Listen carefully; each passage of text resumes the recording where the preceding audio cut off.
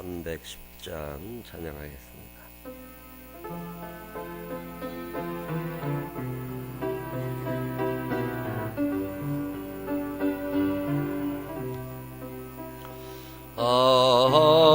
하나님의 은혜로 있을 데 없는 자 왜 구속하여 주는 일 난 알 수 없도다. 나는 믿고 또 의지함은 내 모든 영평하시는 주님 늘 보여주실 것은 나는 확실히 아네. 왜 내게 굳센 믿음과 또 복음 주셔서 내 맘이 항상 편한지 날 알 수 없도다. 내가 믿고 또 의지함은 내 모든 영평하시는 주님 늘 보여주실 것은 나는 확실히 아네. 왜 내게 성령 주소서 내 마음 감동해 주 예수 믿게 하는 일 난 알 수 없도다. 내가 믿고 또 의지함은 내 모든 영평하시는 주님 늘 보여주실 것은 나는 확실히 아네.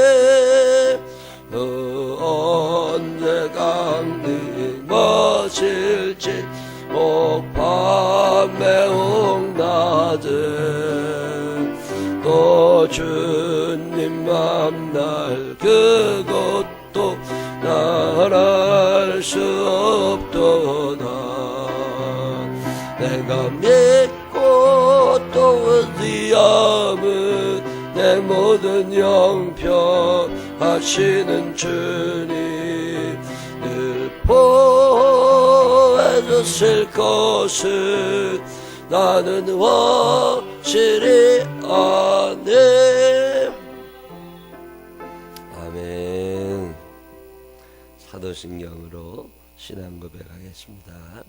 전능하사 천지를 만드신 하나님 아버지를 내가 믿사오며 그 외아들 우리 주 예수 그리스도를 믿사오니 이는 성령으로 잉태하사 성령녀 마리아에게 나시고 본디오 빌라도에게 고난을 받으사 십자가에 못 박혀 죽으시고 장사한 지 사흘 만에 죽은 자 가운데서 다시 살아나시며 하늘에 오르사 전능하신 하나님 우편에 앉아 계시다가 저리로서 산 자와 죽은 자를 심판하러 오시리라. 성령을 믿사오며 거룩한 공회와 성도가 교통하는 것과 죄를 사주시는 것과 몸이 다 사는 것과 영원히 사는 것을 믿사옵나이다. 아멘.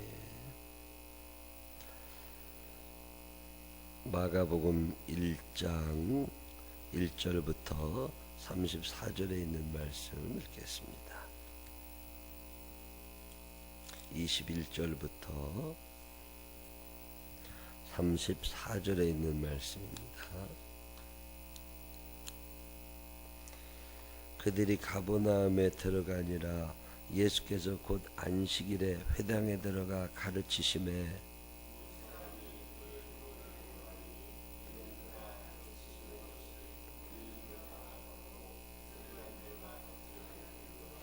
마침 그들의 회당에 더러운 귀신 들린 사람이 있어 소리질러 이르되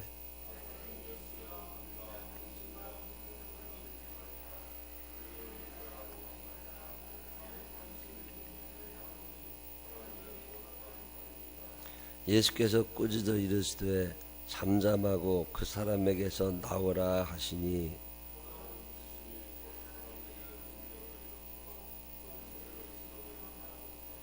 다 놀라 서로 물어 이르되 이는 어찌미냐 권위 있는 새 교훈이로다 더러운 귀신들에게 명한즉 순종하는도다 하더라. 회당에서 나와 곧 야고보와 요한과 함께 시몬과 안드레의 집에 들어가시니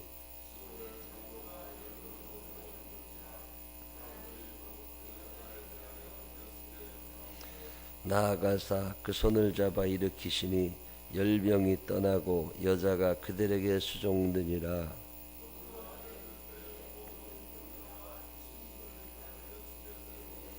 온 동네가 그 문 앞에 모였더라.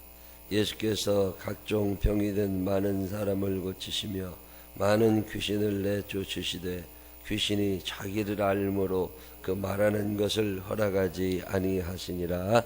아멘. 살아계신 하나님의 은혜가 우리 모두와 함께 하시기를 주님의 이름으로 축원합니다. 대한민국이라는 나라는 땅이 참 좁은 나라예요. 세계 지도를 놓고 이렇게 보시면 참 나라 조그맣다 이런 생각이 드는데 사실 요즘에 세계 지도를 보는 사람이 또 몇이나 되겠어요. 아무 생각 없이 사는 거니까. 러시아 땅이 참 크죠. 카나다 굉장히 큰 나라죠.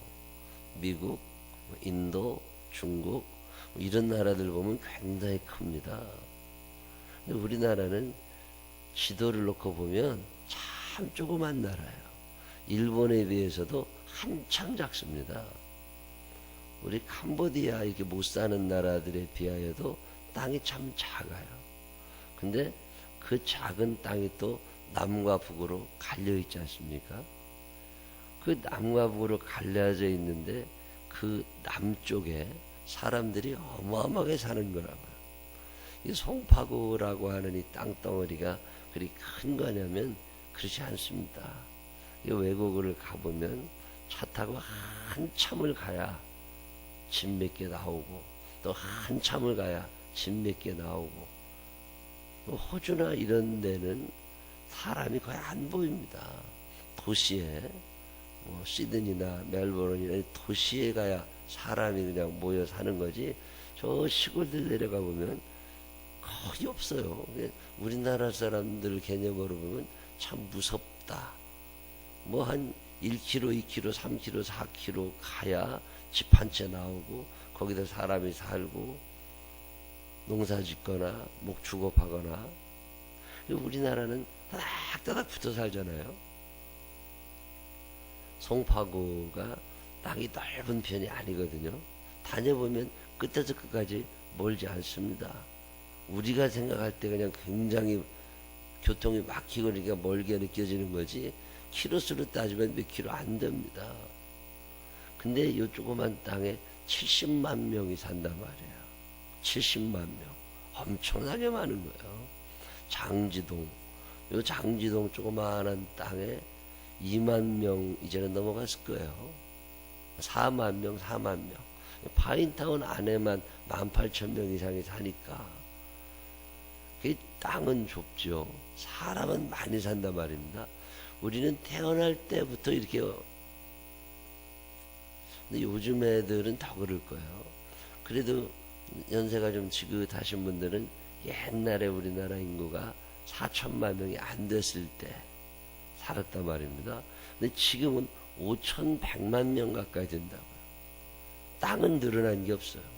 사람만 바글바글하다고. 일자리가 점점 줄어들어간다. 당연한 일이죠. 사람이 많아지니까 일자리가 당연히 줄겠죠. 정부가 대책을 잘못 세워가지고서 꼭 그렇지만도 않은 것 같아요. 뭐 세계에 어떤 똘똘한 대통령이 와도 땅 좁고 사람 많은데 어떻게 다 일자리가 있겠어요. 청년 실업 문제가 심각하다. 일자리에 비해서 사람이 너무 많아요. 그리고 기업들도요. 이제 로봇가 점점 나오잖아요. 인건비가 너무 비싸다고 대한민국이. 내가 사장이라도 사람은 고용하지 않을 것 같아. 소가적이는 로봇을 고용하지.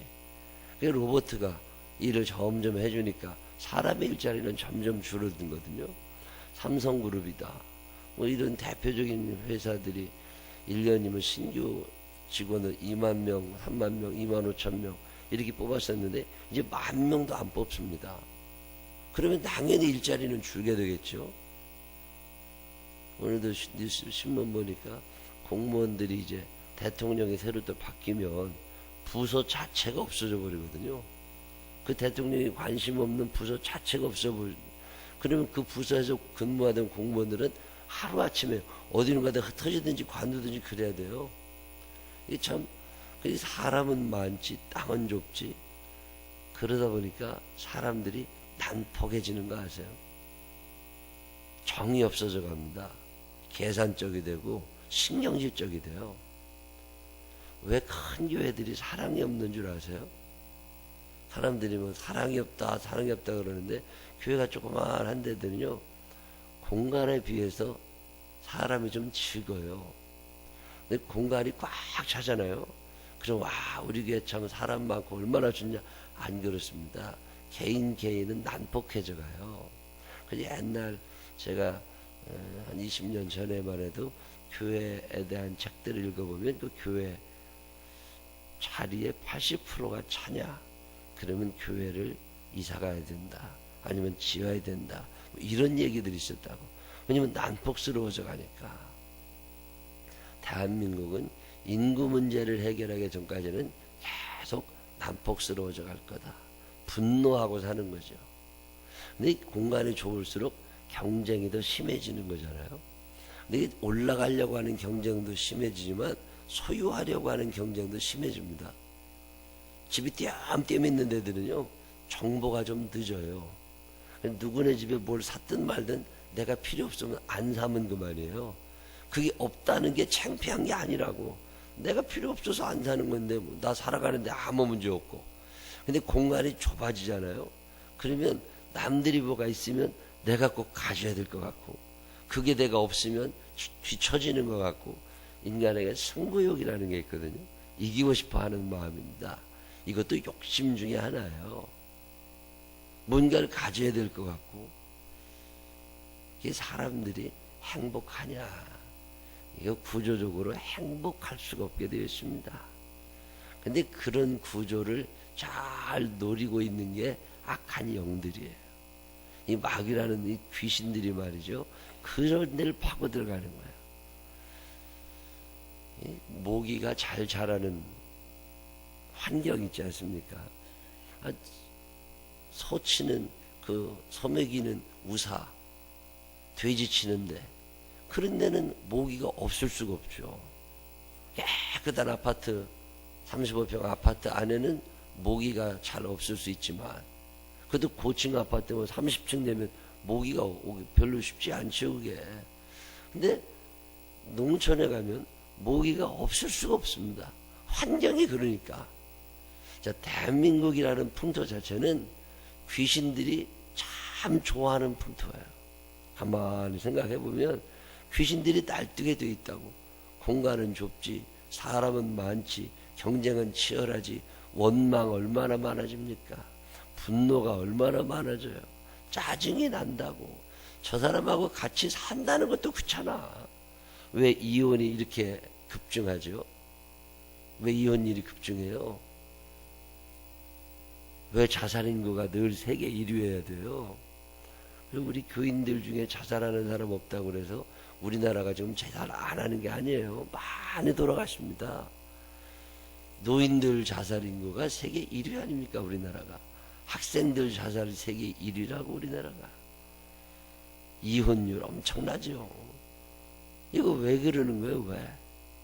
공간은 좁은데 사람은 많다 보니까 이 환경에 악한 것들이 많이 움직이기 시작하는 거예요. 사람들이 귀신이 없다 이런 사람도 있는데 천만의 말씀입니다. 그건 사람들이 귀신이 안 보이니까 그러는 거예요.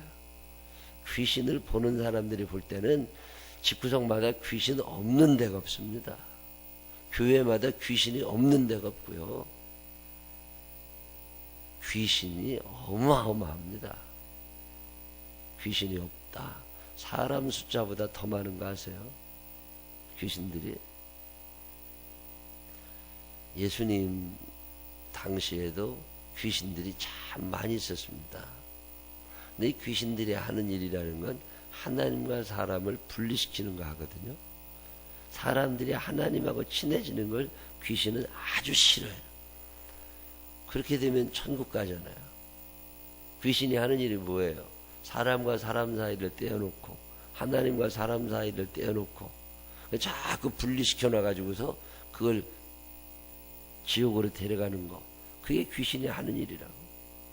그 지옥으로 데려가려고 하니까 이 땅에 사는 동안 귀신이 우리가 이렇게 좀 편안하게 살도록 우리를 잘 이렇게 도와줘야 되거든요. 귀신도 영입니다. 육을 가진 사람보다는 강하거든요. 이 육을 가진 우리보다 강하니까 우리를 조종할 수 있습니다. 귀신이 우리를 마음대로 쥐었다 놨다 할 수 있어요. 미워하는 마음도 주고 시기하는 마음도 주고 질투하게 하고 승부욕에 쩔쩔매고 살게 하고 욕심을 자꾸 부리게 하고 그게 귀신들이 하는 일이거든요. 분노하게 하고 스트레스 받는다 불안하다. 근데 정의롭지 못하게 하고 이게 다 귀신들이 하는 일이거든요. 부패지수가 그렇게 높다. 그 왜 그런 거예요?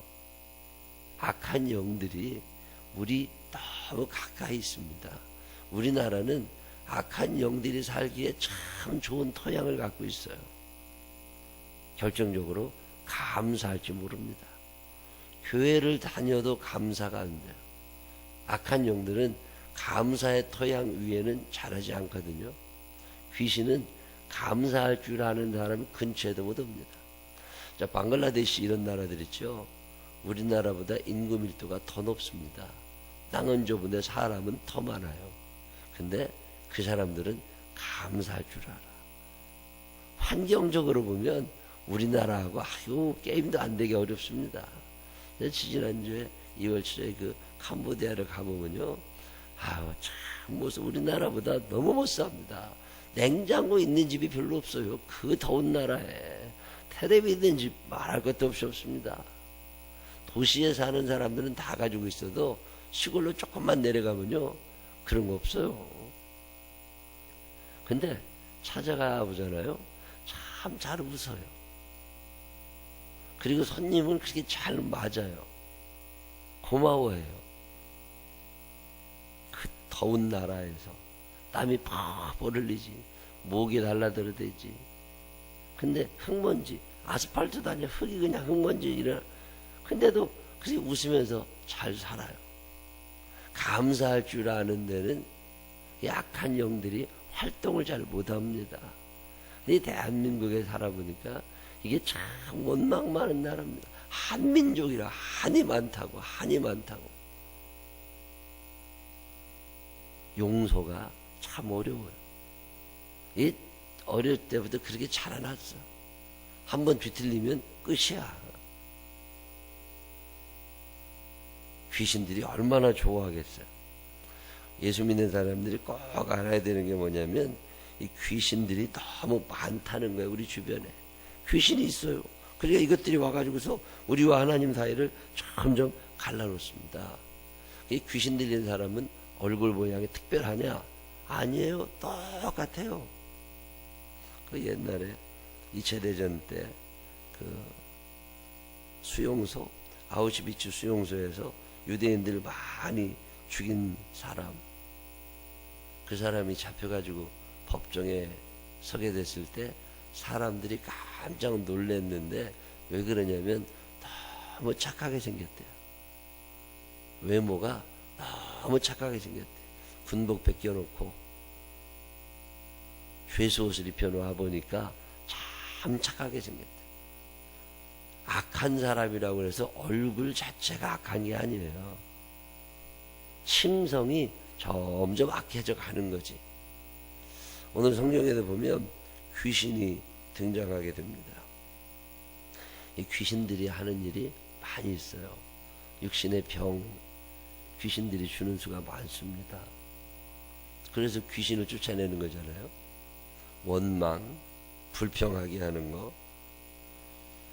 근데 C.S. 루이스라고 하는 사람이 무슨 얘기했냐면, 귀신들은 와가지고서 제일 중요하게 생각하는 일이 믿음을 가지지 못하게 한다. 성령님은 우리가 하나님 앞으로 나아갈 수 있도록 자꾸 인도하시는데, 귀신들은요 하나님에게서 멀어지게 하느라고 아무도 못 믿게 합니다. 하나님조차도 못 믿게 해요. 불신앙이라고 하는 게 악한 영들의 역사라고 보시면 됩니다. 말씀을 전할 때 호의적으로 받아들이지 못하는 거 있죠. 악한 마음이 자꾸 비난하게 되고. 왜 그래요? 그게 이미 귀신에게 점령당한 증거라는 거잖아요. 불신앙이라고 하는 건 내가 귀신에게 점령당했다는 증거다. 또 하나는 무관심을 얘기합니다. 천국에 대하여 전혀 관심이 없어요. 미래에 대하여 관심이 없습니다. 죽음 이후의 세계에 대해서 관심 자체가 없어요. 천국과 지옥, 하나님의 나라, 심판 아무 관심 없습니다. 오늘 여기 이 땅에서만 승부를 내려고 그래요. 그게 귀신의 역사라는 거예요. 우리는 귀신 들렸다 그러면 침을 질질 흘리고 다니고 발작을 일으키고 거품을 물고 소리를 지르고 다중인격 장애라고도 그러죠. 한 사람 안에 여러 사람이 들어있는 것 같아서 막 이렇게 나타났다가 막 저렇게 나타났다가 정상적이었다가. 옛날에 미쳤다는 말 많이 썼잖아요. 저거 미쳤다고. 그게 멀쩡하지 않고 갑자기 이상해지고. 그게 귀신의 역사라고. 근데 가만히 생각해 보면 귀신들은 그렇게만 역사하는 게 아닙니다. 우리 마음 가운데 불안함을 줘요. 미움을 줘요. 시기하게 질투하게 합니다. 억울한 마음을 품게 해요. 분노하게 합니다. 내 마음을 지배하고 있는 게 귀신이라. 그러니까 그런 마음을 가진 사람이 하나님을 제대로 믿을 수가 없는 거죠. 우리가 기도할 때 하나님 아버지 도와주세요 라고 기도하는데, 구체적으로 하나님 아버지 내 마음 가운데 있는 이 미움의 감정, 이 분노의 감정 다스려 주십시오. 하나님이 좀 뽑아가 주십시오. 여러분 이런 기도 하세요? 얼굴이 참 어두운 사람들 있잖아요. 거의 분노하고 억울한 감정이 있습니다. 손해본다는 생각이 있습니다. 그러니까 얼굴이 밝을 수가 없는 거예요. 웃지를 않아요. 왜? 내가 손해보고 살거든. 귀신들은 오늘 본문에도 보면 경련을 일으키게 하죠. 사람들을 아주 힘들게 합니다. 그게 자꾸 와가지고서 대들고, 더러운 귀신이 그 사람에게 경련을 일으키고 큰 소리를 지르며 나오고. 이 육신의 경련만 경련입니까? 지금 마음들이 편치 않아요. 오늘 우리가 해야 될 일이 뭘까? 이 30절에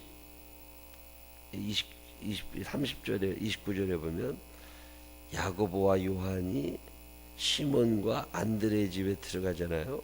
근데 시몬의 장모가 열병으로 누워 있었어요. 열병으로. 열병이라는 말은 감기냐, 열병이 그냥 열이 나는 거냐. 근데 이게 원어를 가만히 살펴보면요, 이게 화병입니다. 시몬의 장모가 화병에 걸린 거야. 열병에 막 열이 나. 왜요? 화병. 우리나라 말로 화병이라고 그러잖아요. 세계 사전, 의학 사전에도 화병은 그냥 화병으로 나옵니다. 우리나라 사람들에게 제일 많이 걸린 화병. 억울한 감정, 답답하고 속 터지는 거죠. 그게 화병이에요. 땅이 넓으면 바람이라도 시원하게 불어. 그러니까 아파트 단지 안에서 살면요, 바람도 안 불어요. 시몬의 장모는 왜 화병에 걸렸을까? 왜 걸렸을 것 같아요? 딸이 있어가지고 시집을 가는데 어부한테 시집을 간 거예요. 그저 중산층, 먹고 살 만은 해요. 아이고 그래도 저것은 입에 풀칠을 하고 살겠다. 그러기 시집을 보내놨더니 그 사위라는 놈이 갑자기 어디서 예수라고 하는 사람을 쫓아다니면서 배와 그물을 버린 거예요.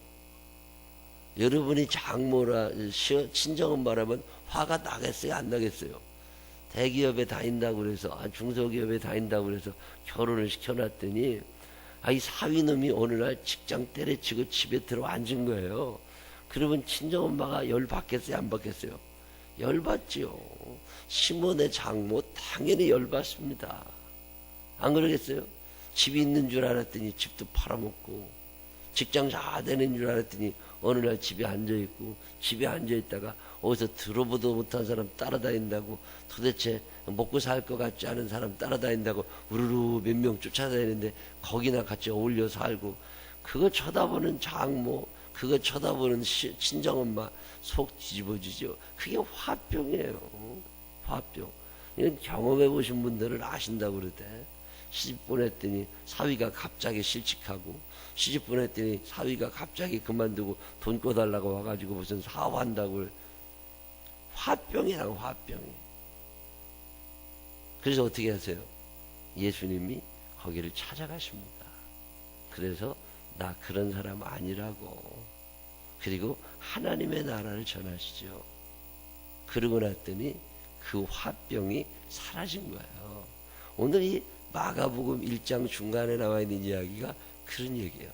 귀신이 들려가지고서 악한 영들이 역사하니까 화병에 걸리고, 육신의 질병에 걸리고, 경련을 일으키게 되고, 마음이 불안하게 되고, 화가 나고, 억울한 감정이 막 속상하고, 이런 거 어떻게 치료할 거냐는 거예요. 이거 어떻게 해야 된대요?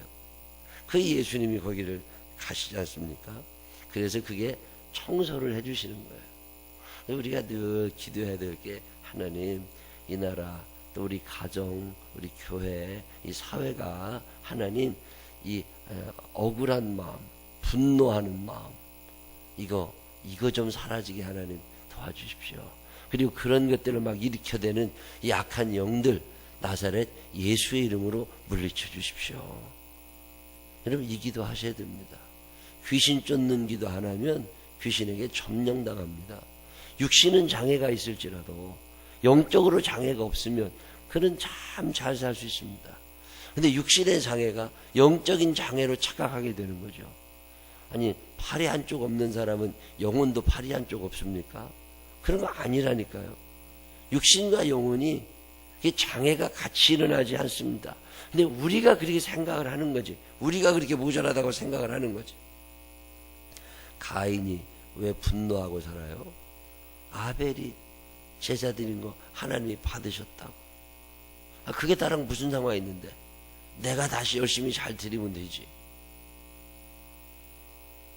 오늘 성경 본문에 보면 예수님은 병든 자를 고치십니다. 그 병의 배후에 악한 영들이 있는 거죠. 육신의 질병을 얘기하는 게 아니에요. 영적으로 병들어 있습니다. 육신이 연약한 사람들 중에 영적으로 건강한 사람이 얼마나 많습니까? 반대로 육신은 멀쩡한데 영이 죽어 있는 사람이 얼마나 많아요. 오늘 성경이 그 얘기예요. 예수님이 누구시냐? 그분은 우리 안에 있는 이런 것들을 고치시는 분이시라는 거예요. 그 예수님이 들어가시니까 귀신이 나가게 되고, 예수님이 들어가시니까 베드로 장모의 열병이 고쳐지잖아요. 그리고 많은 사람들이 병든 자를 데리고 와서 고쳐달라고. 그 예수님이 손을 대시니까 다 나섰겠나? 물론 예수님이 손 대시면 낫죠. 근데 그게 육신, 이 겉모양의 치료라고만 생각하지 마시라는 거예요. 예수님이 치료해 주시는 건 그 근본이라고. 여러분, 미워하는 마음이 예수님이 손댔더니 다 나섰다, 이렇게 이해하시지 말고, 육신의 질병을 고쳤다고 그래서 마음의 질병이 고쳐진 게 아니에요. 귀신이 들어있는 한 그 병은 계속 이어져 갑니다. 그래서 우리가 어떻게 해야 돼요? 예수 그리스도의 이름, 우리에게 주신 그 이름을 가지고 악한 영들을 몰아내라는 거잖아요. 그게 쫓아나잖아요. 우리 생명나무 교회에 악한 마음을 가진 사람들이 없어지게 되기를 바랍니다. 우리 가정과 우리 이 동네에 악한 마음을 가진 사람들이 없어지기를 바랍니다. 여러분 사는 날 동안 늘 하나님 아버지 귀신들이 자라지 못하는 토양 우리 교회에 이루어지게 하시고 귀신들이 자라지 못하는 토양 우리 가정에 이루어지게 하셔서 성령님 지배하시는 사람들 되게 해달라고 기도하시고 그것을 경험하면서 의와 평강과 희락에다 드리는 하나님의 나라를 경험할 수 있는 믿음의 사람들이 되시기를 주님의 이름으로 축원합니다. 기도하십시다. 하나님 아버지 환경적으로는 악한 영들이 움직이기 참 좋은 곳에 삽니다. 신앙생활하기가 참 쉽지 않은 곳에 삽니다.